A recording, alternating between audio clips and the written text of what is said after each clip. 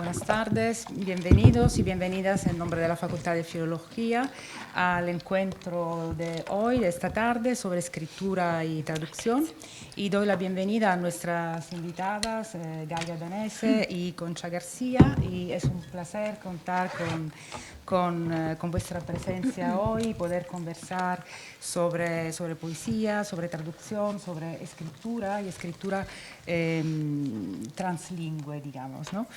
A este propósito mi compañera Dalila Colucci, que va a coordinarla y va a moderar el encuentro, y yo quisiéramos proponer que la tarde de hoy se desarrollara en dos idiomas, o sea que cada uno pueda hablar en su idioma, en italiano o español, de forma natural, y también formular las preguntas y si acaso vamos a traducir. Y la idea es que el encuentro sea efectivamente bilingüe. Y así que quizás voy a empezar yo pasando all'italiano para la presentazione di Gaia e Concha. Gaia Danese è qui oggi per parlarci di poesia, ma chi lavora nel campo dell'italiano in Spagna la conosce anche come diplomatica e grande promotrice della cultura italiana. Vorrei ricordare brevemente la sua produzione letteraria e artistica. È autrice di 3 raccolte poetiche, tutte in edizione bilingue, italiano-spagnolo. Le estremità fragili del 2007, con traduzione di Juan Carlos Recce e prologo di Maurizio Cucchi, pubblicata sotto il sigillo del Festival di Poesia Cosmopoetica, dove è stata ospite internazionale. L'amore domestico, pubblicata da Lieto Colle nel 2016, Clinica del Vertigo, pubblicata dalla casa editrice Cantico del 2022, che è l'ultimo libro di cui parleremo oggi anche, con traduzione di Concha Garcia e prologo di Antonio Lucas. Ha pubblicato poesie in varie riviste, tra cui nelle riviste Espazio, nella rivista di letteratura in dos lenguas, quadernario almanacco di poesia, in Zibaldone Studios Italianos, e nel blog La Tribu de Frida nel giugno 2016 nell'ambito dello speciale Quattro posturas ante el cuerpo, quattro poetas italianas actuales. Ho detto prima produzione artistica perché vorrei sottolineare che Gaia Danese si occupa pure di performance di danza e si è esibita come ballerina di danza contemporanea e tango in Italia e all'estero, e tra l'altro creando e interpretando anche l'opera Tanghedia d'amore. Per quanto riguarda la carriera diplomatica, che menzionavo pure prima, ricordo soltanto alcune delle tappe del suo percorso. Dopo il dottorato in relazioni internazionali presso l'Institut d'études politiques di Parigi, ha lavorato come diplomatica di carriera presso le ambasciate italiane di Lisbona, di Madrid, di Barcellona, e in Spagna il suo lavoro si è concentrato soprattutto sulla gestione culturale e su progetti di co-creazione e cooperazione artistica tra Italia e Spagna. Attualmente lavora presso il Servizio per l'azione esterna dell'Unione Europea come esperta nazionale italiana per la diplomazia culturale. Nel corso della sua carriera ha anche mantenuto un forte impegno sulla parità di genere e anche per la diversità, sulla diversità, e ha collaborato, ha lanciato vari progetti. Continuo con la presentazione di Concha Garcia. Anche lei qui è in veste di traduttrice, ma vorrei ricordare anche la sua produzione poetica e il suo impegno in diverse attività culturali e sociali, d'origine cordovese o della provincia di Cordova, ma vive a Barcellona da sempre, da bambina. Ah, no, me he trasladado a Córdoba. Ah, adesso vuelto, no. Ah, he sì, vuelto, sì, he vuelto. Io ho cercato, he vuelto al sur. he buscato la informazione, entonces Sí, no sí, estaba he vuelto al actualizada. sur, hace unos Bien, meses. bien, ha vuelto al sur. Ha studiato filologia ispanica, è cofondatrice dell'Aula Aula de Poesia di Barcellona, è presidente dell'associazione Mujeres y Letras, sue poesie sono state pubblicate in diverse antologie, ha ottenuto vari premi. Ricordo tra le sue numerose pubblicazioni, ne ricordo alcune, Lo de ella, Icaria 2003, El día anterior, Al momento de quererle, Calambur 2013, Las proximidades, sempre nella stessa casa editrice 2016, Ya nada escrito y otros poemas, è una raccolta di sue poesie dal 1987 al 2003, quindi obra reunita, che ha avuto una riedizione nel 2017. È autrice anche del romanzo Mi Amor.doc, dei diari, La Lejanía, Cuaderno de Montevideo del 2013 e Los Antiguos Domicilios del 2015. Cedo adesso la parola a Dalila Colucci, che appunto modererà la conversazione con le scrittrici, con il pubblico. Sì, ringrazio le nostre ospiti di essere qui, anche per la collaborazione in un altro progetto che è Alias, l'antologia translingue di poesia italo-spagnola contemporanea, che è un progetto a cui abbiamo lavorato insieme Dalila ed io, e ringrazio anche due poeti che sono qui oggi che hanno pure collaborato, Bernardo Santos e Miguel Ángel, dove Miguel Ángel non lo vedo, Miguel Ángel Cuevas. Vi ringrazio per la generosità, e di questo progetto parleremo anche oggi. Bene, grazie. A te la parola. Grazie, buonasera a tutti, grazie di essere qui con noi oggi pomeriggio, grazie alla mia collega Leonarda Trapassi per aver così ben introdotto le nostre ospiti di stasera, Gaia Danese e Concha Garcia, che appunto sono entrambe autrici di poesia, e una qui in veste eccezionale di traduttrice. E proprio per la qualità bilingue, se non translingue, delle loro opere, delle loro esperienze, che questo incontro vuole mantenersi in bilico tra l'italiano e lo spagnolo, passando liberamente dall'una all'altra lingua, un po' a seconda delle nostre necessità e dei nostri, direi, desideri. Ecco. E proprio sull'onda del desiderio, ecco, del sentimento, che vorrei aprire questo dialogo, rivolgendomi subito a Gaia Danese e prendendo come spunto le prime parole del prologo che Antonio Lucas ha dedicato alla sua ultima raccolta poetica, Clinica del Vertigo, pubblicata per Cantico nel 2022.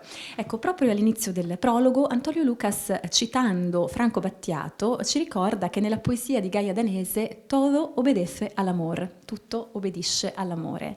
E in effetti questa poesia, a partire dall'inizio, sembra davvero volta a dar voce alle emozioni al di là delle emozioni. Questo vale in particolare, a mio parere, per Clinica del Vertigo, che si potrebbe definire un po' come la storia di un amore in 4 movimenti, il primo del quale si intitola proprio La storia di un amore. E se non bastasse, proprio il primo movimento porta in epigrafe alcuni versi, a mio parere bellissimi, di Jaime Gil de Biedma, da Pandémica y Celeste, che vi leggo. Aunque sepa que nada me valdrían trabajos de amor disperso si no existiese el verdadero amor. Allora, sull'onda di questa suggestione, vorrei cominciare chiedendo alla nostra autrice se può parlarci di come è nato il suo amore per la poesia, e come si è sviluppato negli anni e come si lega anche alla sua esperienza di diplomatica in terra spagnola e non solo. Buenas tardes, buonasera a tutti e tutte. Yo me voy a a dar el placer de hablar castellano, porque creo que eso también interpreta bien lo que a mí me ha ido sucediendo, porque mi relación con la poesía tiene mucho que ver con mi relación con España. Entonces, aunque mi lengua materna sea el italiano, creo que mi tierra madre es España por muchas razones y Andalucía en particular. Mi amor por la poesía, por supuesto, empieza de muy niña. Hace poco tiempo que en una de las miles mudanzas que los diplomáticos tenemos que afrontar, encontré un cuadernito muy pequeño en el cual volví a leer los poemas que yo escribía cuando tenía 6, 7, 8 años y me sorprendí porque no recordaba ni siquiera, ¿no? de este cuaderno, y ahí me di cuenta que quizás todo tiene raíces lejanas. Y luego recordé como yo, por ejemplo, me despertaba de golpe por la noche, toda inspirada con un poema, y bueno, cosas que le habrán pasado a casi todas y todos en la infancia, ¿no? Luego también porque yo estudié en un liceo clásico muy particular, donde se daba mucho espacio a la literatura en diferentes idiomas, porque era un método experimental donde estudiábamos literatura griega, latina, italiana, por supuesto, rusa, francesa, inglesa. Y entonces yo tuve la posibilidad de leer mucho, no solo poesía, de haber sido siempre una lectora. Y a partir de allí, bueno, Concha dijo una cosa en la lectura que hicimos en Córdoba, que mi poesía le recordaba a Ungaretti, por supuesto, que yo me dio como mucha vergüenza, pero es verdad que también recuerdo esa exaltación juvenil que me provocaba la poesía de Ungaretti, ¿no? Y de ahí vengo a una cosa muy importante, esa relación con el universo, con lo típico, ¿no? Del mi lumino d'immenso, y entonces esto que la poesía te permitía sentirte una con el todo. Y de ahí la cuestión del amor también, porque mi historia con la poesía es una historia de amor que pasa por unos encuentros con algunos hombres que han pasado por mi vida. El primero es mi ex marido, que es un gran poeta, un traductor, y que es de Córdoba, y de ahí empieza mi relación con Andalucía. Pero al final, como dice muy bien, y gracias por haber leído esta frase de Gilles de Viedma, en la cual me reconozco mucho, en realidad el amor es uno. No, tú puedes tener muchos amores en la vida, puedes tener el amor maternal, puedes tener amores con las personas de las cuales te enamoras, pero existe un amor que va más allá y que es el amor verdadero. Y entonces este libro habla de amor, pero no habla del amor por un hombre. Habla, a través del amor por muchos hombres, habla del amor por el padre. Y el padre, bueno, esto lo estuvimos hablando también, no solo mi padre, porque también hay el amor por mi padre ahí dentro, pero el amor por el padre como amor espiritual. Entonces el amor como que se eleva de una dimensión dispersa, ¿no? Los trabajos de amor disperso, a una dimensión que llega a la unión con el todo, y ahí vuelvo a Ungaretti. Así que mi historia, es una historia de amor con la poesía es una historia de amor muy profunda. Bueno, muchas gracias. Una historia de amor. Bueno, la traducción también es un trabajo de amor, ¿verdad? Sí.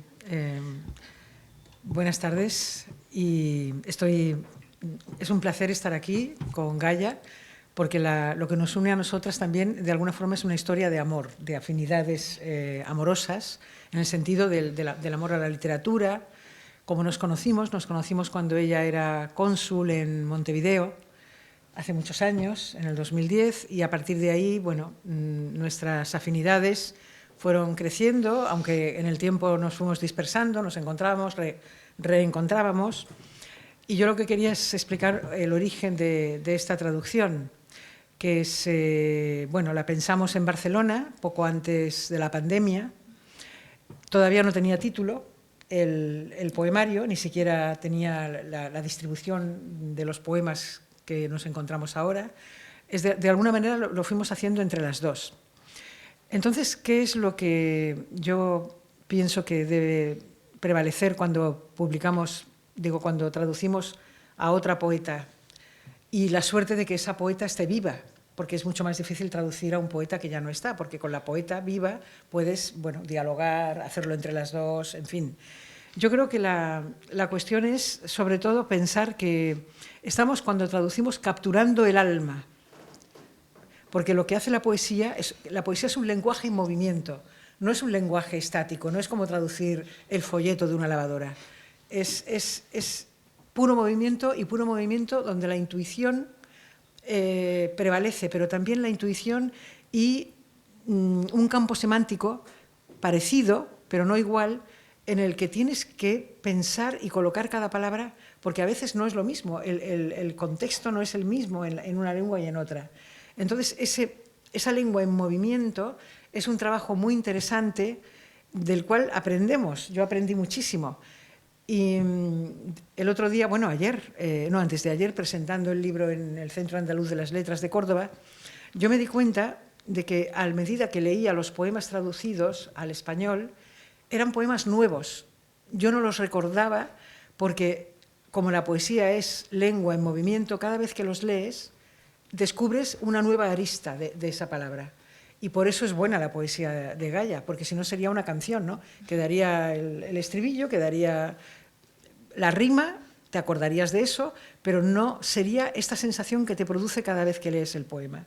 Y podemos luego hablar del amor. Estupendo, muchas gracias, de verdad.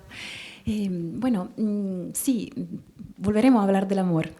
El amor también me parece, y ya me dirás si no me equivoco, relacionado en tus poesías con otro tema que me parece muy importante, además en Clínica del Vértigo, que es el tema del espacio.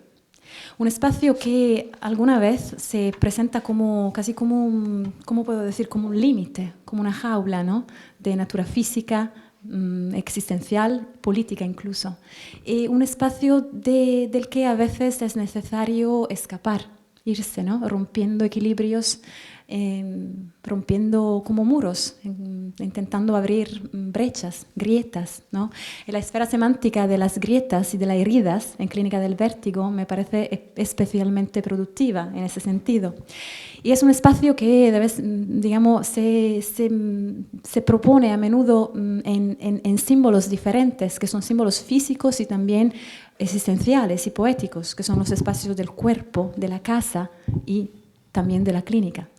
Así que quería pedirte de hablar un poco de tu relación con el espacio, cómo también se relaciona con el tema del amor y qué sentido tiene ese espacio para ti desde el punto de vista físico, existencial, poético, y cómo se relaciona la idea, el tema del espacio, con algunos conceptos que me parecen muy problemáticos y muy presentes en tus poemarios, que son lo de la salud, del malestar y también del cuidado, de la cura, ¿no? ¡Wow! Bueno, voy a intentar porque me estás haciendo unas preguntas muy, muy bellas, muy complejas. En realidad, creo que hay diferentes capas y diferentes lecturas. Y podemos empezar por la más fácil, la más, digamos, terrenal, que es un poco la historia de mi vida. No es una casualidad que yo haya elegido ser diplomática, porque siempre he sentido la frontera como un límite, siempre he sentido la casa como muy estrecha, siempre he sentido la necesidad de ir fuera, y para mí la dimensión del viaje es la única dimensión posible en la vida. En esto también con Concha somos muy hermanas. y yo siempre he logrado sentirme a mí misma cuando me iba fuera del espacio cerrado. Cuando viajaba, yo me encontraba. Y entonces, claro, siempre también he necesitado tener una puerta de salida, y por eso esta vida nómada, de saber que yo voy a estar en un lugar, un tiempo, me puedo enamorar locamente de este lugar, pero luego necesito irme a otro y volver a empezar y ponerme a prueba, ¿no? Entonces, esta es una primera interpretación de mi relación con el espacio. Pero luego todo esto se puede bajar a nivel micro y a nivel macro. A nivel micro se baja en la dimensión del cuerpo, donde al haber bailado mucho, al haber trabajado mucho con mi cuerpo, con la danza, con el yoga, yo he empezado a darme cuenta que todos los órganos del cuerpo tienen sus propias emociones, su propia inteligencia, su propio mundo, y sufren y tienen necesidad de expandirse, y que al final el cuerpo es un templo maravilloso, un vehículo que nos permite vivir aquí en la tierra, pero también es nuestra cárcel. Y de ahí el tema de la enfermedad también, porque el cuerpo se puede transformar en una pesadilla. Y otra vez hay una relación con la realidad concreta, que ha sido la enfermedad de mi padre, porque mi padre murió de Parkinson y estuvo enfermo muchos años. Y yo vi el cuerpo de mi padre transformarse en una jaula realmente, porque mi padre era un hombre muy activo, muy amante de la naturaleza, y cuando mi padre me daba cuenta que no podía ya hacer uso de su cuerpo y que estaba encerrado ahí dentro y se quería ir, no le gustaba estar ahí encerrado. Cuando, por ejemplo, me pasaron cosas como... Yo tenía un Buda de porcelana que quería muchísimo, y este Buda se rompió 2 veces y mi padre me lo arregló 2 veces porque le gustaba mucho arreglar las cosas. Y llegó un momento que las manos de mi padre no daban más para arreglar. Entonces yo decidí que el Buda se iba a quedar roto para siempre. Pero era mi Buda, mi primer Buda. Y un día encontré un amigo, y mi padre ya se había ido. Encontré un amigo que había trabajado esta técnica japonesa del oro para pegar, y me pegó el Buda, y entonces yo ya acepté. Y eso también es otra metáfora de esa cuestión, ¿no? De que hasta la enfermedad quizás se puede arreglar de alguna forma con la cura. Con la cura. Ahí venimos a la cura. Sí. Y un escalón más ya es el pasaje del cuerpo y de la tierra al espíritu y a una otra dimensión. Y entonces ahí es donde mi relación con el espacio se transforma en una relación casi de física cuántica, ¿no? De decir, el espacio al final y el tiempo no existen, porque se puede saltar y salir de un plano físico a un plano metafísico. Y así que dado en el clavo, como decir. Bueno, estupendo, ¿no? Una explicación también conmovedora. Y creo que antes de seguir, quizás sea el momento de leer 2 textos que se relacionan muy bien con los temas del espacio y del amor y también de la cura. Así que voy a preguntar a nuestros estudiantes, Carolina Pisanti y Ioannis Milonas, si pueden empezar leyendo 2 textos, que uno viene de la primera colección de poesía, Le Estremità Fragili, y el otro de Clínica del Vértigo. ¿Vale? Gracias.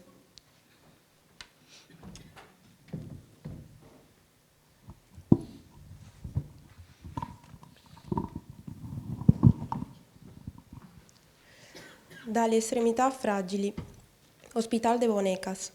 All'ospedale delle bambole dipingono bocche nuove, hanno gambe e braccia di ricambio, nei cassetti, bottoni per gli occhi, capelli di seta e vestitini.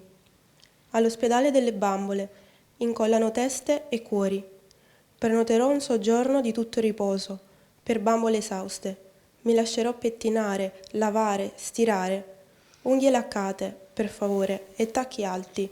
Stasera vado a ballare. Hospital de Bonecas. En el Hospital de las Muñecas pintan bocas nuevas. Tienen piernas y brazos de repuesto, botones en vez de ojos, pelo de seda y vestiditos. En el Hospital de las Muñecas remiendan cabezas y corazones. Reservaré una estancia de absoluto reposo para muñecas exhaustas. Me dejaré peinar, lavar, planchar. Uñas pintadas, por favor, y tacones altos. Esta noche salgo a bailar.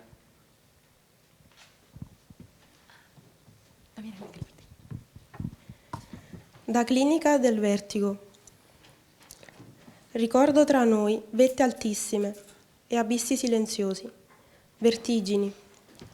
Quel pomeriggio alle giostre ti guardavo volare, te ne saresti andato per distrazione. Montagne russe le chiamavi. A me sarebbe bastata la ruota panoramica, quella antica del Tibidabo. Sentire la tua mano nella mia e provare a respirare. Ma non si trovava mai pace, non si trovava amore. C'era gente ovunque. Le notti erano lunghe di musica e corpi, molto vicini. Non sapevamo che erano le ultime di un'era decadente. Ci credevamo insieme ed eravamo soli. Clínica del vértigo. Recuerdo entre nosotros altas cimas, el abismo silencioso, vértigo. El día que fuimos a la feria, te miraba volar, te eras lejos por distracción. Montaña rusa le llamabas. Para mí hubiera sido suficiente la rueda panorámica, esa antigua del Tibidabo. Al intentar reposar, sentir tu mano en la mía. Pero no se encontraba paz, no se encontraba amor. Gente en todas partes. Las noches se alargaban de música y cuerpos, muy cercanos. No sabíamos que eran las últimas de una era decadente. Creímos estar unidos y éramos solos. Traducción de Concha García. Grazie.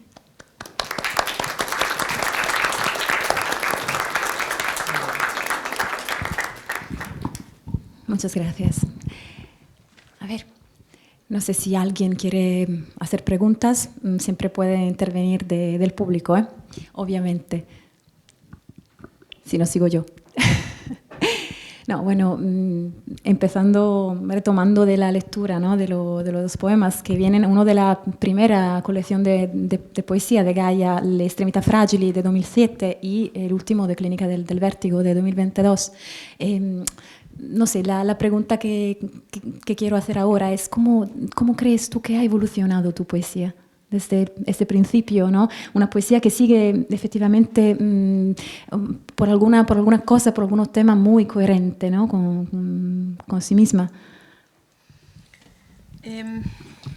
Yo creo que mi poesía, pero me gustaría luego que me lo dijera Concha. Sí, porque tengo aquí algunos. yo voy a decir una palabra, pero bueno, porque de entrada quiero decir que Concha para mí es una referencia importantísima. Yo estoy muy honrada de que ella haya traducido mi poesía porque Concha es una grandísima poeta y me siento muy pequeña al lado de ella.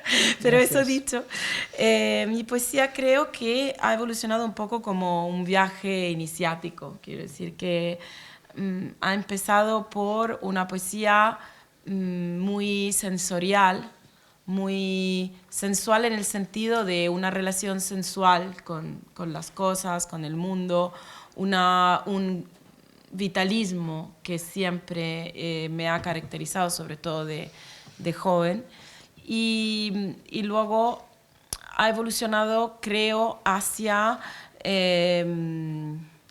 un viaje más espiritual y un viaje en búsqueda de la luz. Estas fisuras de las cuales tú hablabas, entre las grietas, donde pasa la luz, ¿no? Exacto, para mí han sido como el romperse de un plano físico y el entrar en otra dimensión, donde no se pierde mi mirada, porque yo creo que una cosa que siento es que espero que sea así, es que miro a la humanidad con mucha humanidad.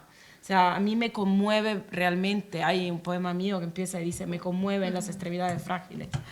Es que me conmueven las personas, me conmueve la condición humana, pero me siento parte de ella y entonces, bueno, esto es un poco lo que yo puedo decir de lo que veo en mi poesía. Y luego también hay un trabajo hacia la esencialidad.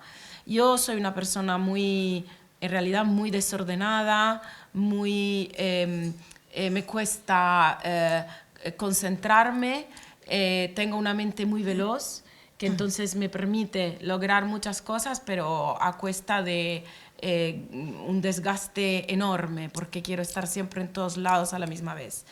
Y la poesía para mí ha sido un trabajo como de escultura fina, como de ir quitando, no poniendo, quitando, o sea, de ser menos barroca cada vez, ¿no? Como de intentar llegar a lo que François Cheng hablaba, la cuestión del vacío y de la plenitud, ¿no? Toda esa cuestión de cómo era François Cheng, ¿no? Creo, sí, o no me acuerdo. Bueno, pero entonces, hablando un poco del Zen también, ¿no? De cómo se quita lo superfluo y de cómo se deja espacio al silencio, al vacío. Yo hablo mucho, muchísimo, demasiado, ¿no? Es como, ¿cómo hago para ir a la esencialidad? Sí, justamente esto lo tenía anotado para comentarlo, porque tus poemas, si cierras los ojos, al oírlos, una puede ver imágenes y sensaciones en primera persona, casi confesionales, pero no son poemas conceptuales ni poemas alegóricos. Son poemas, eso, pasamos de una sensación a una imagen y todo se va coordinando con una esencialidad exquisita. Y al final esas imágenes pueden ser intercambiables incluso, porque el contenido de las mismas te lleva, para mí, a dos cuestiones, que esta es una, el amor sobre todo. Podemos amar distintos cuerpos, pero siempre el amor va a ser el mismo, porque es imposible que haya varios amores, el amor es uno. Pero la cuestión también de una soledad infinita que late en algunos poemas.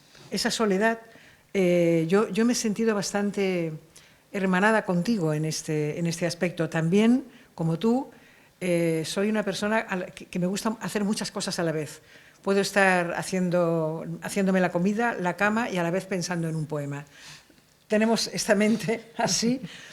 Entonces la poesía nos detiene y, como tú decías antes, la poesía, lo dijo Antonio Machado, es tiempo. Y es muy difícil, o sea, lo que capturamos cuando leemos un poema, por ejemplo, del siglo XVIII, XVII, XVI, lo que capturamos es el tiempo que nos trae ese poeta. Y yo creo que tú lo que haces en este poemario es ese tiempo suspendido que se mueve, donde se ve en relieve muchas veces la ciudad de Barcelona, asoma mucho, yo creo que asoma más que ninguna otra ciudad. Y un tiempo también donde la infancia cobra un protagonismo importante, pero no la infancia como una muestra de infancia, sino que la propia poeta adopta su sujeto poético, la voz de la infancia. Más o menos, es lo que yo he percibido. Y por eso no me ha... Digamos que traducir a Gaia del italiano no ha supuesto un gran esfuerzo sí, porque hemos hecho muchas versiones, pero yo lo leía como si fuese mi lengua. Por eso pensé, Ungaretti. Pero luego también pensé en Antonella Aneda, que bueno, como sabéis, vive en Roma, y yo la he leído mucho, Antonella Aneda, y pensé, bueno, ahí hay esa esencialidad a mí me motiva, ¿no? Y me hace pensar que quizás mi próximo poemario tenga algunos rasgos del tuyo. Uf, concha. Voy a cambiar de estilo. Sí, era una pregunta que yo quería hacer. Sí. Bueno, ¿cómo ha influido la traducción en tu poesía? El hecho de traducir a Gaia o traducir poesía del italiano en tu lengua. Y después tengo una pregunta también para... Sí, bueno, yo creo que es importantísimo que nos acostumbremos, aunque yo soy muy torpe hablando otras lenguas, pero que nos acostumbremos a leer otras lenguas, es básico, para sacar de nuestra mente conceptos que muchas veces pensamos que son únicos, pero nos hacen ver el mundo como quien gira la cabeza hacia un lado o hacia otro. Entonces, a mí lo que me ha hecho el libro de Gaia, que ya te digo, antes de ayer, dije, fíjate, leyéndolo en voz alta aquí ante un público muy, muy pendiente, me di cuenta de que mi poesía era demasiado abrupta, con mucho encabalgamiento, y que ahora me apetece otro ritmo, el ritmo. Yo también soy lectora de Cesare Pavese, de Pasolini. Bueno, me gusta mucho la poesía italiana en general. Y bueno, aconsejo que leamos, si podemos, en varias lenguas. Desde luego, y al italiano, pues somos primos hermanos, ¿no? No sé si quería... Tú. Sí, y también sobre la lengua, ¿en qué sentido todos los idiomas que tú y todos tus experiencias de diferentes países, tú nos has dicho que en España, en Andalucía, te sientes como en casa? ¿En qué sentido, en concreto, el español ha influido en tu lengua, en tu poesía? Porque yo percibo los poemas que nos has ofrecido para la antología, ahí percibo algo del español. Por ejemplo, en el uso de los gerundios, en algún momento percibo debajo el español, en tu italiano.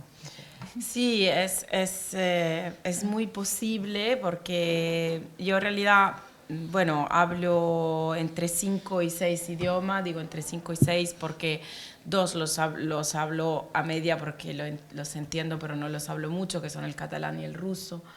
Pero es verdad que yo ya tengo, creo que lo que ha pasado con todos esos idiomas y sobre todo el castellano, porque lo he estado hablando mucho y es parte ya de mi historia,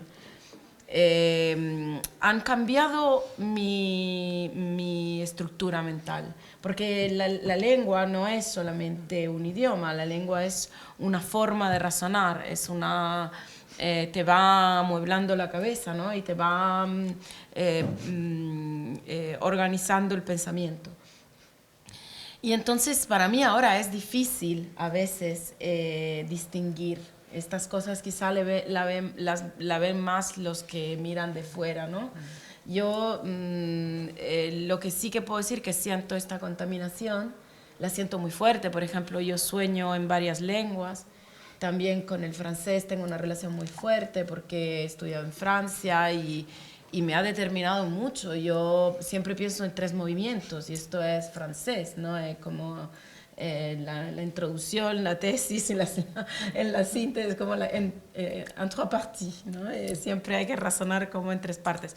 Y del español seguramente, sí, me ha influenciado el estar en la vida, que a mí me parece que es muy de aquí, sobre todo de Andalucía, de la España del Sur, el estar siempre mucho en el presente. El gerundio es esto, el gerundio te enseña a estar en el presente, porque esto está pasando ahora, aquí, en este momento, ¿no? Mientras que el italiano es más memoria, la relativa, todo, una cosa lleva a la otra, no sé. Son cosas muy interesantes y quiero retomar algo de las 2 respuestas que acabáis de dar, porque de verdad el tema también de la lengua, ¿no? Que aquí en la digamos, la descripción que hay aquí en la de Clínica del Vértigo se habla de la naturaleza apátrida de tu idioma, de tu lengua, ¿no? Una lengua que de verdad lleva por lo menos la memoria de todas las otras lenguas que tú hablas. Pero antes de volver en el tema de la lengua, quiero retomar un momento lo que decía la traductora Concha, la poeta y traductora, más poeta que traductora, Concha García, que repetía una cosa que ya tú habías dicho al principio de esta conversación: el amor es uno, ¿no? El amor es uno, y eso, digamos, junto al tema del sujeto poético, ¿no? Que me parece, de verdad, tiene mucha relevancia en la poesía de Gaia Danese. ¿Qué es la poesía de una mujer? Porque se percibe, y al mismo tiempo es una poesía universal, ¿no? Hay muchísima referencia al femenino en tus poemas, ¿no? Desde los personajes del mito, del arte, de la canción, pienso en Atalanta, en Edith Piaf, en Virginia Woolf, ¿no? Se percibe, digamos, la potencia, la importancia del género también femenino en el trabajo poético. Pero al mismo tiempo, y aquí me gustaría que quizá leyera tú una de las poesías de los poemas de Clínica del Vértigo, el trabajo poético también parece que se podría definir como non-binary, ¿no? Non binario, un trabajo de verdad universal. Y ese poema non-binary, bueno, es uno de lo que me ha gustado más, que me ha tocado más directamente. No sé si queréis vosotras leerlo y ya lo digo, yo ya luego os voy a hacer una pregunta sobre esto también. Yo lo leo en italiano. Gracias. ¿Qué página es? 70. Non binary. A mio favore ho avuto una stanza tutta per me, un letto e una cassettiera. Ma non erano miei veramente. La stanza l'aveva abbandonata mio fratello, lasciandomi sola. Il letto e la cassettiera erano i suoi, non li voleva più. Ma erano rossi, non rosa. Erano lucidi e geometrici, neutrali. Promettevano libertà e futuro. A una bambina che leggeva Orlando e di Virginia Woolf l'opera completa, sognando di diventare un eroe. Romeo Montecchi o Capitan Harlock. A mi favor tuve una habitación para mí, una cama y una cajonera. No eran míos verdaderamente. Mi hermano abandonó la habitación dejándome sola. La cama y la cajonera eran suyos. Ya no le gustaban. Pero eran rojos, no rosas. Eran lúcidos y geométricos, neutrales. Prometían libertad y futuro a una niña que leía Orlando y de Virginia Woolf la obra completa, soñando que inventaba un héroe. Romeo Montecchi o Capitán Harlock. Gracias. Muy bonito, de verdad.